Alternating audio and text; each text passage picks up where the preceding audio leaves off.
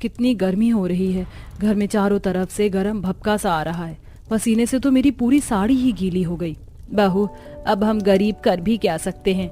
ले देकर एक ही पंखा है, वो भी अब तभी चलेगा जब खाना बनकर तैयार होगा।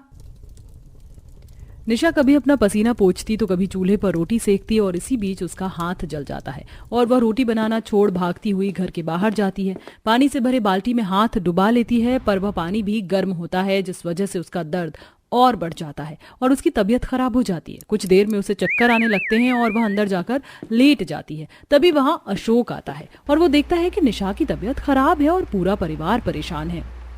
माँ काजल, निशा को क्या हुआ? भैया, आप तो जानते हैं भाभी गर्भवती हैं। रोटी बनाते हुए उनका हाथ जल गया है और अब इन्हें बेचैनी घबराहट हो रही है। चक्कर भी आ रहे हैं और ये पंखा है जो सही से हवा भी नहीं दे रहा। मैं कैसा लाचार बेबस इंसान हूँ जो आप लोगों को इस गर्मी में एक गैस चूल्हे की और कूलर की भी सुविधा नहीं दे सकता। ऐसी बातें करके अपना दिल छोटा मत कर। मैंने बहू को शरबत पिलाया है, बहू थोड़ी देर में ठीक हो जाएगी। अच्छा माँ, मैं गोलू को स्कूल से ले आती हूँ। आप भैया को खाना दे दो और भाभी को थोड़ी देर आराम करने दो।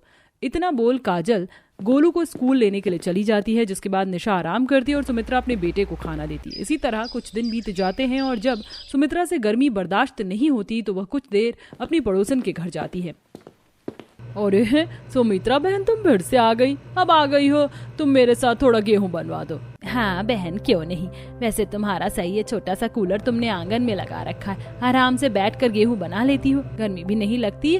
और एक हमें देखो, हमारा पूरा परिवार गर्मी से बेहाल है। अरे बहन, गर्मी ही इतनी है, गर्मी में तो कूलर एसी भी काम नहीं करता। सुमित्रा अपनी पड़ोसन के साथ बैठकर गेहूं बना ही रही होती है कि तभी सुमित्रा की पड़ोसन की बहू सुमित्रा को अपने घर में देख मुंह बनाने लगती है और उसे खरी खोटी सुनाती है। पता नहीं कैसे लोग होते हैं। अरे जब गर्मी बर्दाश्त नहीं होती तो अपने घर में खुद क्यों नहीं कूलर ले आते। कंजूसी की भी हद होती है। गर्मी से बचने के लिए दूसरों के घर में जाकर बैठ जाते हैं। अच्छा बहन, बहुत देर से मैं यहाँ बैठी हूँ, अब मुझे चलना चाहिए। मेरी बहू गर्भवती है और गोलू बहुत परेशान करता है मेरी बहू को। मेरा इस समय अपनी बहू के पास रहना जरूरी है। सुमित्रा नैना की बातें सुनकर उदास वहां से धूप में होकर अपने घर जाती है और घर आते ही जमीन पर बैठ जाती है और अपनी साड़ी के पल्लू से पसीना साफ करने लगती है। अपनी माँ का उतरा चेहरा देख काजल बोलती है, माँ क्या हुआ, आज तुम बहुत दुखी लग रही हो। होना क्या है बेटा, हम गरीब हैं, हम कभी कूलर नहीं खरीद सकते और ना ही बहू के लिए गैस खरीद सकते हैं। अब मैंने सोच लिया है कि मैं किसी के घर जाकर नहीं बैठूंगी। एक तो उनके घर बैठकर उनका काम करवाओ, ऊपर से उनकी चार बातें भी सुनो। हाँ तो किसने कहा था तुम्हें लोगों के घर जाकर बैठने को? अपने घर में क्यों नहीं बैठती? तुम्हें ही गर्मी लगती है क्या? देखो भाभी भी तो इतनी गर्मी में एक चूल्हे पर 2 घंटे से